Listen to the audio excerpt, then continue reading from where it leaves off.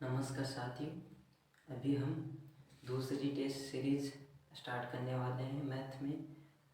जय मां सरस्वती। तो अभी क्वेश्चन स्लाइड में क्या बोला है, एक बहुपद दिया हुआ है पी एक्स बराबर A X square, P X बराबर A X square B X plus C. ये एक हमारे पास बहुपद दिया हुआ है। पी एक्स बराबर हमारे को दिया है A X square plus B X plus C. अभी देखो ये बहुपद है हमारा, ठीक है। इस बहुपद में या इसे हम बोलते हैं बहुपद या पोलिनोमियल बोलते हैं, ठीक है। अब ये बहुपद होता है, इसमें हमें पता है कि हमें शून्यांक ज्ञात करने की कितने शून्यांक होंगे। हमने देखो जब द्विघाती बहुपद है तो हमने क्या पढ़े थे, x माइनस अल्फा और x माइनस बीटा इस प्रकार की लिए थी, जिसमें अल्फा और बीटा क्या हमारे शून्यांक हैं। तो इसमें कितने शून्यांक होंगे, 2 शून्यांक होंगे, ठीक है। कौन से, अल्फा और बीटा, क्योंकि इसके फैक्टर करेंगे तो इस प्रकार के बनेंगे, इसलिए इसके शून्यांक की क्या बनेंगे, अल्फा और बीटा, इसलिए 2 शून्यांक इसके बनेंगे। इसके बाद में तीसरा क्वेश्चन कहता है, तीसरा क्वेश्चन कहता है कि 7 सेवों और 4 संतरों का मूल्य 45 रुपये है। 4 सेवों और 4 संतरों का मूल्य 45 रुपया है। तो इसे बीजगणित रूप में लिखो। अब देखो हमें पता है कि बीजगणित में कैसे लिखते हैं, बीजगणित में कैसे लिखते हैं, बीजगणित में हम कैसे लिखते हैं, जैसे कोई भी हमारे पास होती है, जैसे हमारे पास दिए 7 सेव और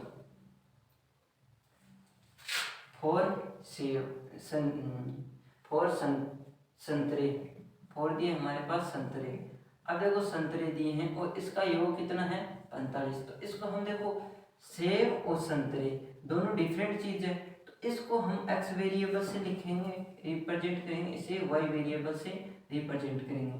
तो अभी देखो हम यहाँ पर 7x और योग प्लस 4 और y उसके बाद में 45, इस प्रकार हम बीजगणित में लिखेंगे, ठीक है। ये हमारी एक बीजगणित होगी। ज्ञात करना है, एक एपी दी हुई है, उसका हमें 7वां पद ज्ञात करना। अभी एपी देखो क्या दे रखी है, 5 7 9 11 और इस प्रकार हमें 7वां हिंदी में लिख के दिया है कि 7वां पद ज्ञात कीजिए। अब देखो 7वां पद हम कैसे ज्ञात करेंगे। अभी देखो पद, जब यहाँ पर पद नाम आता है तो पद के बाद जो संख्या आती है और पद के पहले आती है। पद के पहले जो चीज आती है उसे हम क्या कहते हैं, जैसे एनवे पद, उसे हम कहते हैं एन। और यहाँ पर पद मतलब होता है स्थान, स्थान पर कौन आती है, संख्या। अब देखो पद के बाद में आते हैं उसे हम कहते हैं एन। ये चीज सीखनी जरूरी है, इसे हम सब कुछ सीख सकते हैं। अभी देखो हमारे पास दिया क्या हुआ है, तो गिवन क्या किया है, हमें गिवन दिया है n बराबर 7 सीरीज में। ये हमें फाइंड आउट करना है। n बराबर 7 दिया हुआ है तो हमें फाइंड आउट क्या करना है,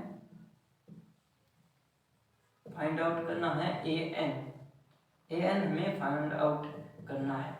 अभी देखो an फाइंड आउट करना है, बट इससे पहले हम सीरीज के अंदर जो इम्पोर्टेंट चीज होती है, जैसे हमें a का चूज करना होता है, तो हम a बराबर क्या है, a पहले हम लिखेंगे यहाँ पर, इसे कहते हैं a1, इसे कहते हैं a2, इसे कहते हैं a3, इसे कहते हैं a4। अभी देखो a1 या a, इसे a1 या a बोलते हैं। अभी a1 या a बोलते हैं तो इसे क्या कहते हैं, 5, ठीक है। उसके बाद में हम निकालते हैं d का सूत्र कहता है a2 माइनस a1। अभी देखो d बराबर a2 कितना अपना 7 और -5। अब देखो कितने बचे 2, तो डी बराबर हमारे कितने आ गए 2। अब डी बराबर हमारे 2 आ गए।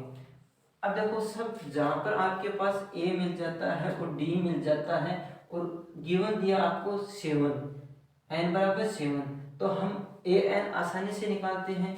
तो अब देखो ए एन और पद सूत्र से देखो ए एन को हम क्या लिखते हैं, ए एन बराबर A plus N minus 1 into D, ये लिखते हैं। अभी हमें ज्ञात क्या करना है, ए एन, तो ए एन को ऐसे का ऐसा रखेंगे और ए की वैल्यू देखो इसमें पुट करेंगे, ए की वैल्यू है 5 और प्लस एन की वैल्यू क्या है, एन की वैल्यू है हमारे पास 7 माइनस 1 इंटू डी की वैल्यू कितनी है 2, तो 2 लिख देंगे। अभी देखो ए एन हमारा क्या होगा 5 और प्लस ये 6 1 से इंटू 2, अभी ए एन बराबर 5 और प्लस 6 दूनी 12, तो ए एन हमारा कितना हो जाएगा 5 7 17। तो ए एन वो पद, ए एन का मतलब होता है पद व स्थान, पद या स्थान। उस सीरीज में एक ऐसा स्थान आएगा यहाँ पर, या इस जैसे इसे बोलते 1A7 होगा और जिसका ये स्थान होगा, यहाँ पर एक स्थान होगा ए एन, इसका A7 में ये पद होगा यहाँ पर, वो आगे इसका मान रखा जाएगा 17। ठीक है, उसके बाद हम नेक्स्ट क्वेश्चन देखते हैं। बिंदु 2 3 का भुज क्या होगा। अब हमारे पास कोई बिंदु है, ठीक है, और बिंदु 2 और 3 का हमें क्या पूछा है, भुज क्या होगा। अब देखो ये चीज इंपॉर्टेंट है, ये क्या है, क्या होगा। अब देखो बिंदु 2 और 3, तो हम भुज और दो चीज होती हैं इस निर्देशांक में, जैसे x और y हमारे पास कोई निर्देशांक है, जैसे हम इस चीज का सॉल्यूशन करेंगे तो हम कहेंगे एक्स वाई कोऑर्डिनेशन या निर्देशांक, ठीक है, निर्देशांक हमारे पास।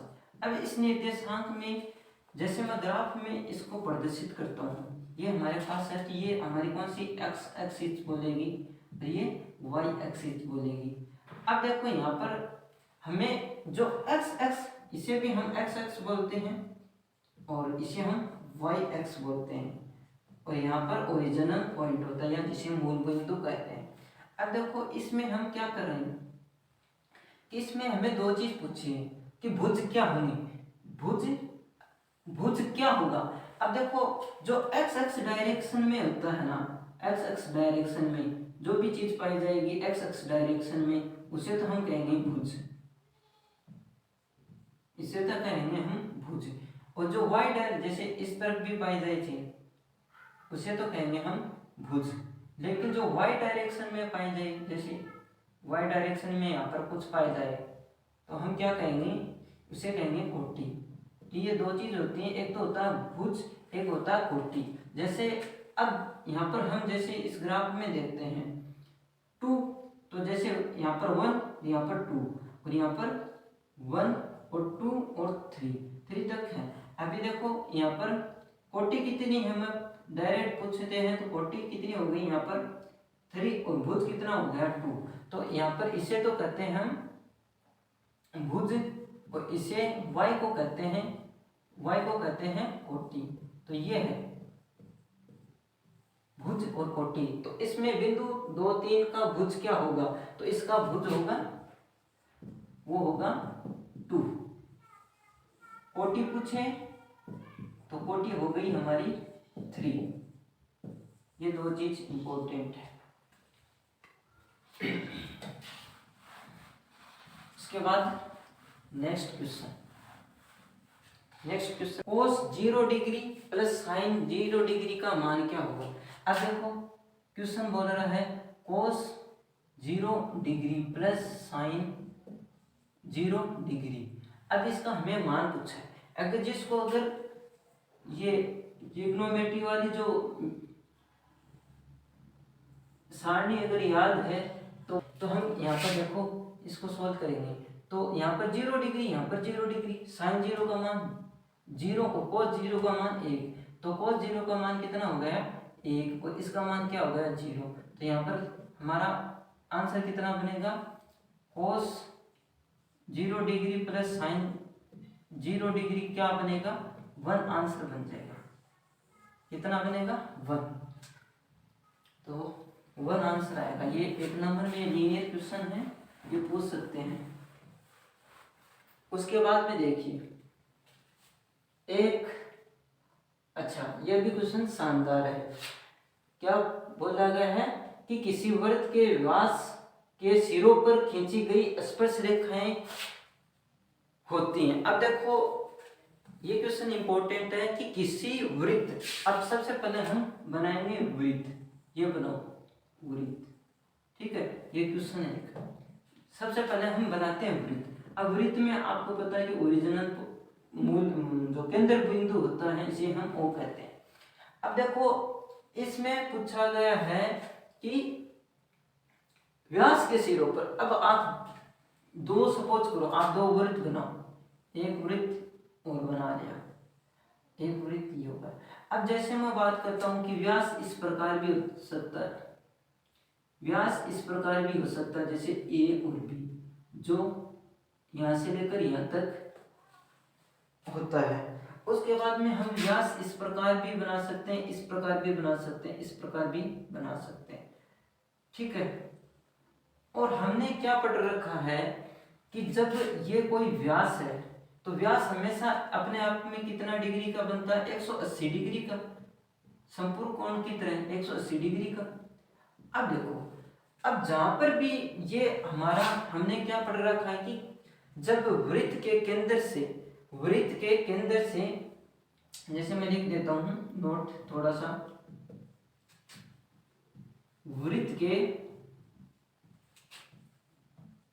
केंद्र से जब परिधि या इसे बोलते हैं स्पर्श रेखा, स्पर्श बिंदु पॉइंट, स्पर्श बिंदु, स्पर्श बिंदु पर लंब डाला जाता है तो वहां पर हमेशा 90 डिग्री का कोण बनेगा।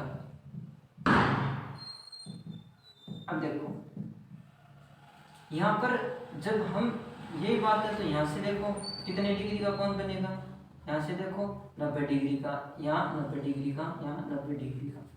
अब देखो इसमें यहाँ पर कितने डिग्री का, 90 डिग्री का और 90 डिग्री का। अब आपको पता है कि जब व्यास के, अब ये व्यास के क्या है, छोर है, ठीक है, इसे छोर बोलते हैं, छोर। इस व्यास के छोर के ऊपर जब हम स्पर्श रेखा खींचने की कोशिश करते हैं, इस व्यास के छोर पर जब हम स्पर्श रेखा खींचने की कोशिश करते हैं तो यहाँ पर देखो 90 डिग्री बन रहा है, तो यहाँ से जो स्पर्श रेखाएं खींची जाएंगी हमारी, जैसे ये स्पर्श रेखा खींचता हूँ मैं, ये एक स्पर्श रेखा हो गई, दूसरी स्पर्श रेखा ये हो गई। अब देखो ये स्पर्श रेखा जो मैंने खींची है ये कितने डिग्री की बनाई, 90 डिग्री की, सॉरी 180 डिग्री का कौन बनाएगी, 90 इधर 90 इधर। इसी प्रकार अगर हम केंद्र में से भी पूछ सकता है, केंद्र में भी खींचेंगे तो कितनी डिग्री का बनेगा, 180 डिग्री का, क्यों 90 डिग्री का ये, 90 डिग्री का ये, 90 डिग्री का। तो हमेशा केंद्र से भी होके जो व्यास में खींचते हैं, और इधर देखो ये भी समांतर रेखाएं हैं, तो हम जो स्पर्श रेखाएं खींची जाती हैं तो उस रेखा को क्या बोलते हैं, तो उस रेखा को हम क्या बोलते हैं, समांतर रेखाएं बोलते हैं, समांतर रेखा।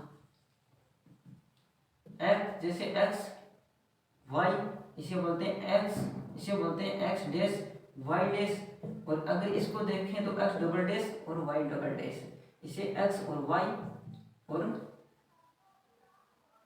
इसे बोलते हैं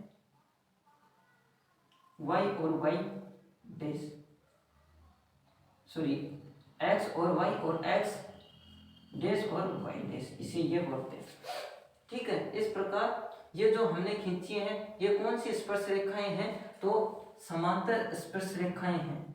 कौन सी, समांतर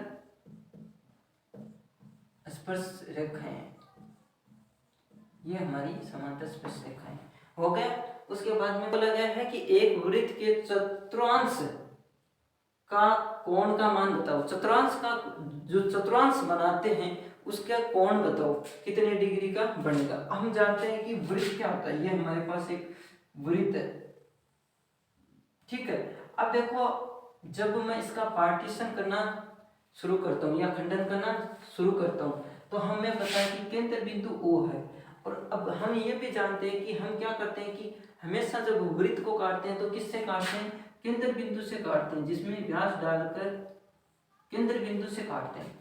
अब देखो हमारे पास कितने पार्टीशन बने, 2 पार्टीशन बन गए, 1 और 2 पार्टीशन।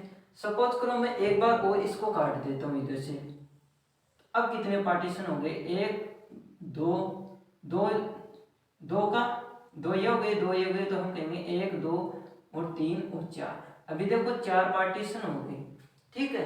तो 4 पार्टीशन हो गए, तो 4 पार्टीशन होंगे तब ये कितने डिग्री का कोण बनाएगा, 1 अंश। तो जैसे मैं बात करता हूँ कि मेरे पास 1 अंश ये बना,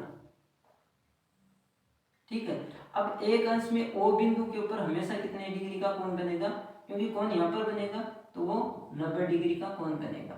तो जैसे A और B और O लिख रखा और B इसको लिख देंगे, तो यहाँ पर कितने डिग्री का, 90 डिग्री। अब मैं ये सपोज करो 90 डिग्री का तो बनेगा 1 अंश का, अगर मैं सभी अंश का जोड़ कर दूं, कोण फर्स्ट प्लस कोण सेकंड प्लस कोण थर्ड प्लस कोण फोर्थ, तो सभी का योग करता हूँ, आपको पता है 1 का 90 बनता है, तो सबका 90 90 90 और 90, तो बराबर कितना बन जाएगा, 360 डिग्री का कोण बनेगा। तो सब कुछ सारा जो कोण है यहाँ से लेकर यहाँ तक कितना है, 360 डिग्री। लेकिन 1 अंश का, पूरे चतुर्थांश का तो है 360, लेकिन 1 अंश की बात होती है तो 90 डिग्री का कोण बनेगा।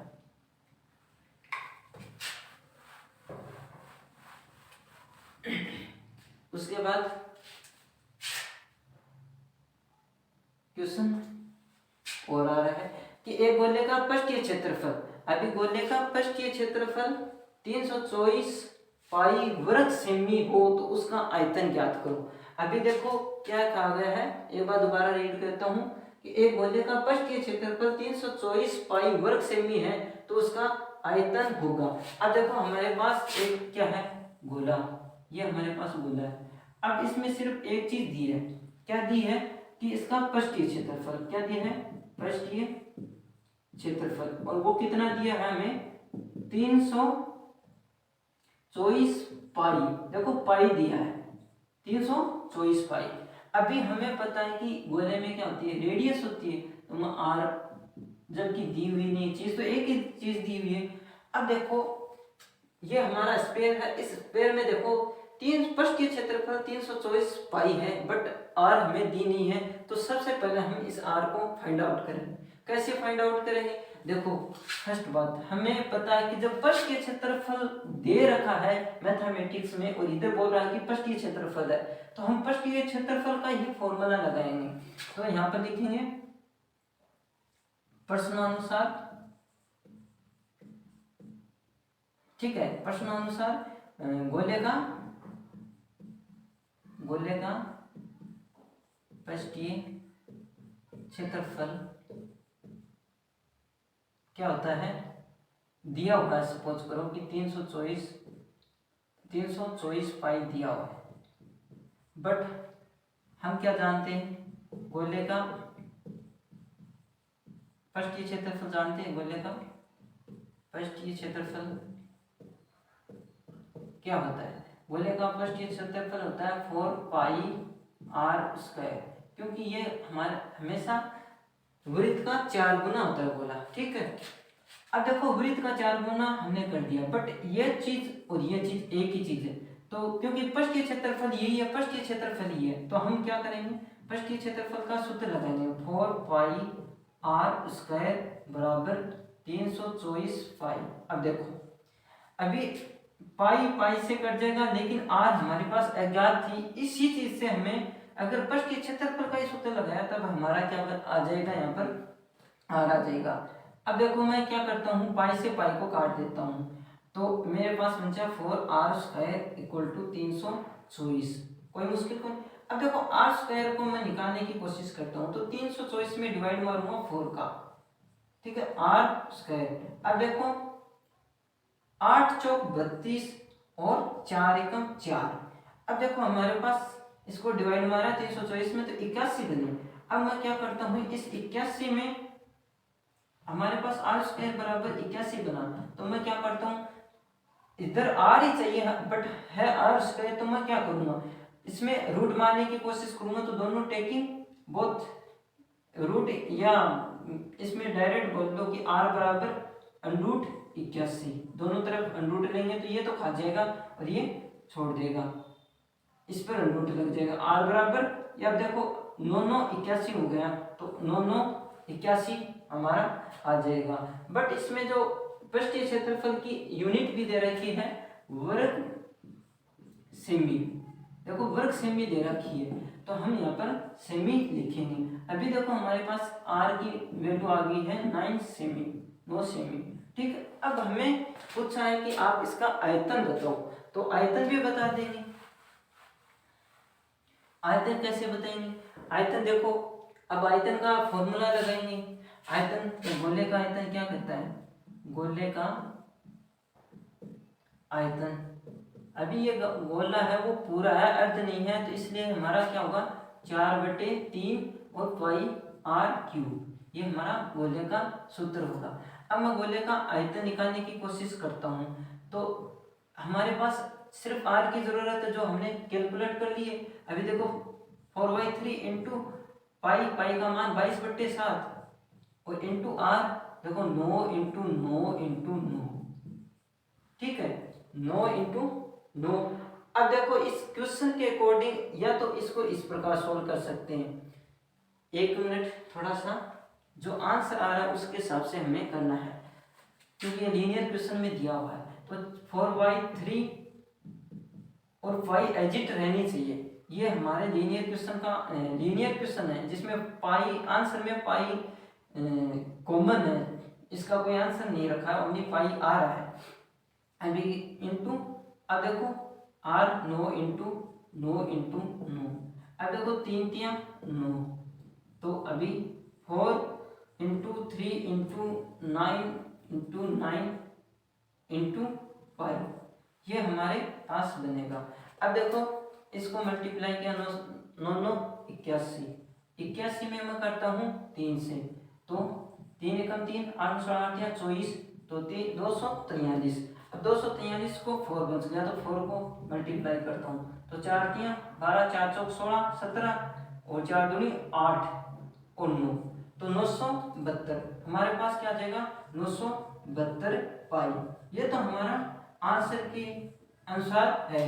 बट हमें नेक्स्ट क्वेश्चन क्या कहता है कि किसी प्रयोग की जो संभावित घटनाओं की प्रायिकताओं का योग होता है। अब देखो प्रायिकताओं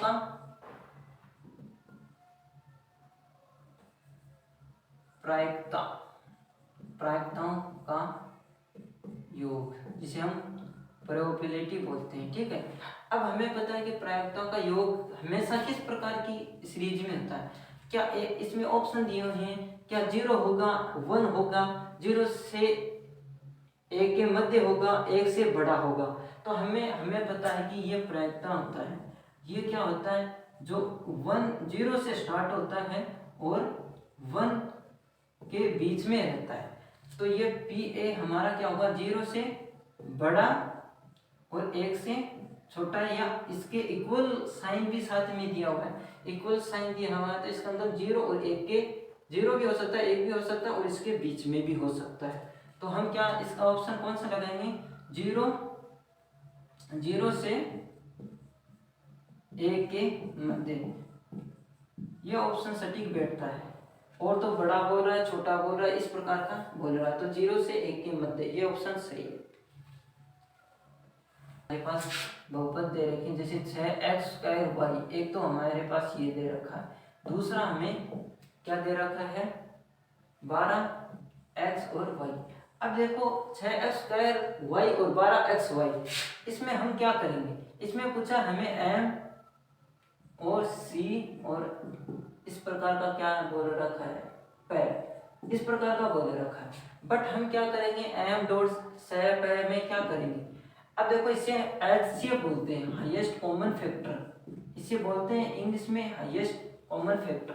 तो अब देखो इसका मैं गुणनखंड बनाने की कोशिश करता हूँ, इसका गुणनखंड बनाने की कोशिश करता हूँ। तो 6x²y, तो पहले आप अगर मैथ का करो तो मैथ का नहीं, आपको किसका करना है, उसका पहले वेरिएबल का करो तो वेरिएबल का, नहीं मैथ का करो। चलो हम मैथ का सीख रहे हैं तो पहले हम मैथ का करेंगे। तो 2 3 दूनी 6, 2 का डिवाइड जाता है x²y², एक बार एडिट मार लेंगे। उसके बाद में क्या करेंगे 3 एकम 3 x²y² एडिट मान लेंगे। अब देखो अब x²y² है तो हम क्या करेंगे, एक बार x लेंगे क्योंकि वेरिएबल को x के साथ में नहीं लेंगे, तो x y बचेगा।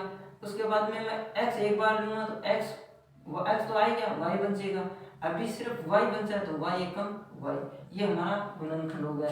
दूसरा गुणनखंड 12x और y, इसका हम क्या करते हैं कि 2, तो 6 दूनी 12 xy ऐसा कैसा। उसके बाद में 2 तो 3 दूनी 6 और xy ऐसा का ऐसा। उसके बाद में क्या करता हूँ मैं 3, तो xy। अभी देखो या x को मैं लूंगा तो सिर्फ y बचेगा और y को मैं लूंगा तो 1 बचेगा। अब इस चीज को मैं क्या करता हूँ, हमें तो एचसीएफ निकालना, तो यहाँ पर इसको मैं मिटाने की कोशिश करता हूँ, यहाँ पर करवाता हूँ। ये मेरे पास फैक्टर बन गए, तो पहले तो ऊपर वाले को तो पहले लिख देंगे 2 into 3 into x into y, ये तो हमारा फर्स्ट वाला हो गया। सेकेंड वाला हमारा क्या हो गया 2 into 2 into 3 into x into y. अब देखो यहाँ पर ये, अब इसकी जरूरत हमें नहीं है। अब देखो यहाँ पर ये दूसरा था, पहले था 6x² y और ये था 12x ओनली y, ये फैक्टर थे, ये हमारे पास दो बहुपद थे। इसका हमें गुणनखंड निकालना है, जिसका एचसीएफ निकालना है। तो एचसीएफ कैसे निकलेगा, तो हम एचसीएफ मतलब हाईएस्ट कॉमन फैक्टर जो दोनों में होने चाहिए। तो देखो 2 इसमें है 2 है, बट 2 दोबारा 2 आ गया तो 2 इसमें नहीं है, तो इसको हम छोड़ देंगे। इसमें 3 है तो 3 ले लेंगे। अब देखो x इसमें है, x इसमें है, x इसमें है बट x एक और इसमें नहीं है तो हम नहीं लेंगे, इसको छोड़ देंगे। y इसमें है, y इसमें, इस y को हम ले लेंगे। अब देखो जो आए थे हमारे पास उसको लेंगे, तो एक तो 2 आ गया, उसके बाद में इंटू 3 आ गया, ठीक है, और इंटू x आ गया और इंटू y आ गया। इसमें देखो ये 2 और ये x छूट गए, इसमें तो 2 बार आ रहे हैं, इसमें x 2 बार आ रहे हैं। सिर्फ हमें तो सिर्फ वो लेने हैं जो इस सीरीज के अंदर छप रहे हैं। अभी देखो 3 आ रहे हैं और y आ रहा है, ये लेने। तो अब मैं इसको लिखूंगा 3 दूनी 6 और x और y, तो हमारा ये कॉमन फैक्टर हो जाएगा।